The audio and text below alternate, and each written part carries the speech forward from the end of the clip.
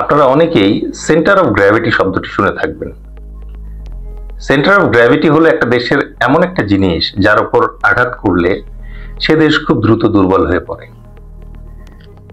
Centre of gravity একজন ব্যক্তি হতে পারেন, যেমন জার্মানির ক্ষেত্রে ছিলেন অ্যাডলফ হিটলার। তার মৃত্যুর সাথে সাথে দ্বিতীয় বিশ্বযুদ্ধ শেষ হয়ে যায়। সাদ্দাম হোসেন ইরাকের ক্ষেত্রে, সাদ্দাম হোসেনের ফাঁসির পর ইরাক কলাপস করে।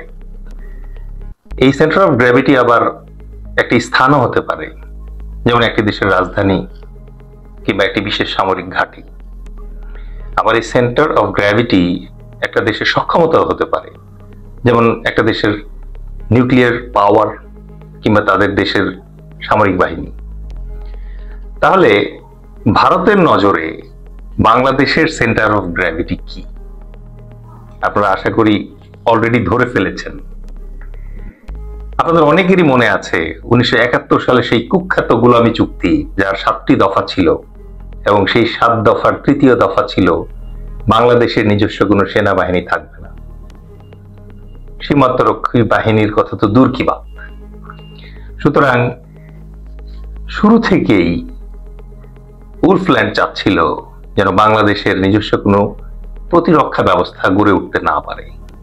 আর তাই একথা সহজেই অনুমেয় যে আমাদের প্রতিরক্ষা ব্যবস্থা, আমাদের মিলিটারি ফোর্সেস এবং আমাদের প্যারামিলিটারি ফোর্সেস হচ্ছে তাদের টার্গেট। এটাই হচ্ছে আমাদের সেন্টার অফ গ্র্যাভিটি।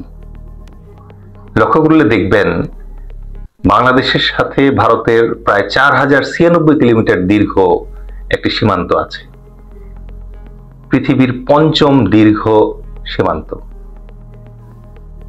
একই সাথে পৃথিবীর সবচেয়ে ভয়ানক এবং বিপজ্জনক সীমান্ত, কারণ এই সীমান্তেই উলফল্যান্ডের বিএসএফ বাহিনী গত 15 বছরে প্রায় 500-র বেশি বাংলাদেশিকে গুলি করে হত্যা করেছে।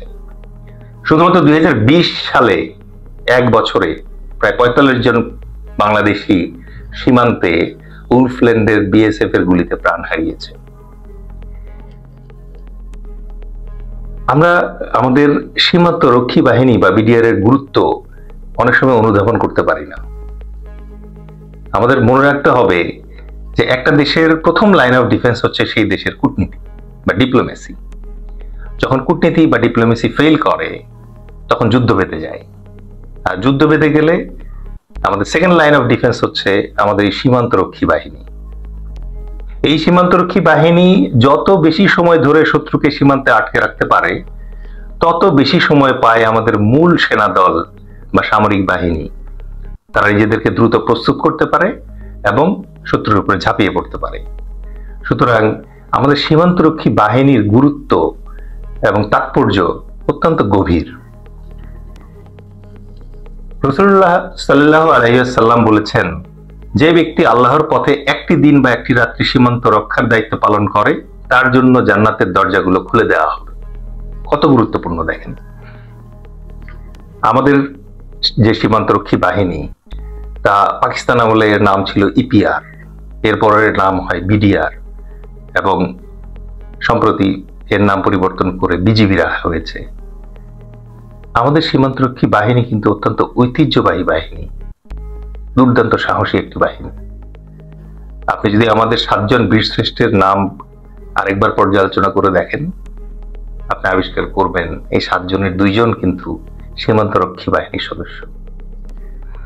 আর তাই আমাদের এই দুর্ধর্ষ সীমান্তরক্ষী বাহিনীকে বিভিন্নভাবে সারাক্ষণ বিভিন্নভাবে ডিস্টার্ব করার চেষ্টা করছে উলফল্যান্ডের বিএসএফ বাহিনী। উলফল্যান্ড ক্রমাগত চেষ্টা করে যাচ্ছে বাংলাদেশের চারপাশে কাঁটাতারের বেড়া নির্মাণ করার। উদ্দেশ্য অবশ্যই শুভ কিছু নয়। তারা মুখে মুখে আমাদের সাথে যে বন্ধুত্বের কথা বলে, কাজে কিন্তু তার কোনো প্রমাণ পাওয়া যায়নি। ইভেন গত কয়েক সপ্তাহ ধরে নতুন নতুন সীমান্তে তারা বাংলাদেশের সীমান্তে কাঁটাতারের বেড়া নির্মাণ করার চেষ্টা করছে। তাদের এই অশুভ উদ্দেশ্য নস্যাৎ করার জন্য শুধুমাত্র বিডিআর এর জওয়ানরা নয়, তার সাথে যোগ দিয়েছে আমাদের বাংলাদেশের আপামর সাধারণ জনগণ। বর্তমানে আমাদের বিজিবি তদানীন্তন বিডিআর হঠাৎ করে সীমান্তে তাদের দৃঢ় মনোভাব প্রদর্শন করছে, এবং এক্ষেত্রে আমি বিডিআর এর অথবা বিজিবির বর্তমান যে প্রধান আছেন জেনারেল আশরাফ, তার ব্যাপারে দুটো কথা না বললেই নয়। আমি সাধারণত বাংলাদেশ সেনাবাহিনীর আমার প্রাক্তন সহকর্মী সিনিয়র যারা আছেন তাদের ব্যাপারে কোনো ধরনের ব্যক্তিগত মতামত প্রদান থেকে নিজেকে বিরত রাখি, কিন্তু জেনারেল আশরাফ স্যারকে আমি ব্যক্তিগতভাবে চিনি। আমরা একই ইউনিটে চাকরি করেছি এবং খুব কাছ থেকে তাকে দেখার সুযোগ আমার হয়েছে।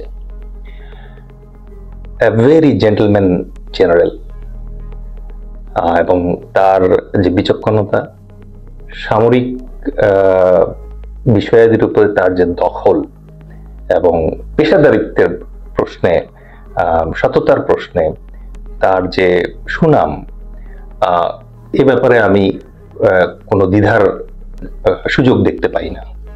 সুতরাং তার সুযোগ্য নেতৃত্বে বর্তমান বিজিবি যে চমৎকার পারফরমেন্স প্রদর্শন করছে, এতে আসলে অবাক হওয়ার কিছু নেই। আমি বারবার একটা কথা বলি যে যদি টপ ম্যান কারেক্ট হয়, অ্যাপ্রোপ্রিয়েট হয়, তাহলে তার অধীনে যারা থাকে তারা আগে অথবা পরে সঠিক রাস্তায় আসতে বাধ্য।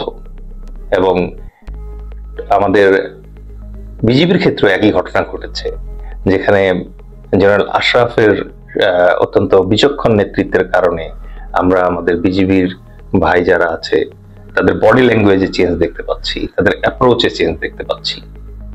সো এখানে আমি জেনারেল আশরাফ স্যারকে অবশ্যই ধন্যবাদ দিব, বাট একই সাথে আমি তাকে অনুরোধ করব যে সেই ট্র্যাডিশনাল বর্ডার সিকিউরিটি অ্যারেঞ্জমেন্টের পাশাপাশি তার মতো একজন বিচক্ষণ জেনারেলের কাছে আমরা আশা করি যে নিত্য নতুন যে প্রযুক্তি আসছে ড্রোনের মাধ্যমে অথবা অন্যান্য যে প্রযুক্তি আছে, সবকটার নাম আমি এখানে উল্লেখ করব না, সেই সকল প্রযুক্তি ব্যবহারের মাধ্যমে তার উচিত আমাদের সীমান্তরক্ষী বাহিনীকে আরো সক্ষম এবং চৌকস একটি সীমান্তরক্ষী বাহিনী হিসেবে গড়ে তোলা। এবং আমাদের হাতে আসলে আর কোনো অপশন নেই। উলফল্যান্ডের সীমান্তরক্ষী বাহিনী যেভাবে ক্রমাগত আমাদের সীমান্তরক্ষী বাহিনীকে প্ররোচিত করার চেষ্টা করছে, উস্কানি দেওয়ার চেষ্টা করছে, তা প্রতিরোধ করার জন্য, সফলভাবে প্রতিরোধ করার জন্য এবং তাদের আমাদের সীমান্তরক্ষী বাহিনীর দিয়ে যে প্রাইমারি রোল তা অত্যন্ত ইফেক্টিভলি সম্পন্ন করার জন্য এই প্রযুক্তিগত সহায়তা নেয়ার এখনই উপযুক্ত সময়। একই সাথে আমরা যদি উলফল্যান্ডের সার্বিক পরিস্থিতি বোঝার চেষ্টা করি, তাহলে আমরা দেখতে পাই যে কানাডাতে নিজ্জার হত্যাকাণ্ডের পর কানাডার সাথে উলফল্যান্ডের সম্পর্ক কিন্তু অত্যন্ত তলানিতে এসে ঠেকেছে। পাশাপাশি আমেরিকান অথবা ইউরোপিয়ান মাটিতে তাদের এই ধরনের অপারেশনের কারণে ইউএস এর সাথেও কিন্তু তাদের সম্পর্ক তলানিতে এসে ঠেকেছে। আমরা যদি উলফল্যান্ডের সাথে চায়নার সম্পর্ক দেখি এবং পাকিস্তানের সম্পর্ক দেখি, সেখানেও কিন্তু উত্তেজনা আস্তে আস্তে বাড়ছে। এবং গত দুই একদিন আগে আমরা দেখেছি যে উলফল্যান্ডের বায়ুসেনা প্রধান চীনের লেটেস্ট মডেলের যে এয়ারক্রাফট তারা লঞ্চ করেছে, সেটা দেখার পর সে বিশাল হতাশা ব্যক্ত করেছে। একই সাথে আমরা যদি লক্ষ্য করি যে উলফল্যান্ডের চারপাশে যে প্রতিবেশী রাষ্ট্রগুলো আছে, তাদের কারোর সাথেই আসলে উলফল্যান্ডের সুসম্পর্ক নেই। আর এর পাশাপাশি তাদের নিজের দেশে প্রায় 6টি বিচ্ছিন্নতাবাদী আন্দোলন চলছে এই মুহূর্তে। সেভেন সিস্টার্সে আছে, নকশালিস্ট যারা আছে তারা আছে।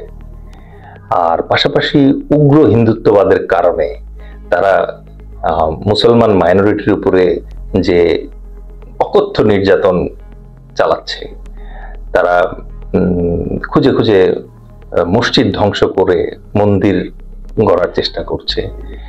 এই সব কারণে বিশ্ব জনমত আজকে কিন্তু উলফল্যান্ডের বিরুদ্ধে। তো এরকম একটা পরিস্থিতিতে উলফল্যান্ড চাইছে যে বাংলাদেশের উপরে তাদের যে হেজেমনি বা আধিপত্যবাদ, এটা আবার ফিরিয়ে আনার চেষ্টা করছে। তো এইরকম একটি পরিস্থিতিতে আমি অত্যন্ত আন্তরিকভাবে বিশ্বাস করি যে অন্তত আগামী 6 মাস থেকে 1 বছর আমাদের অত্যন্ত ধৈর্যের সাথে এবং বিচক্ষণতার সাথে পরিস্থিতি সামাল দিতে হবে। আমাদের সবাইকে একতাবদ্ধ থাকতে হবে।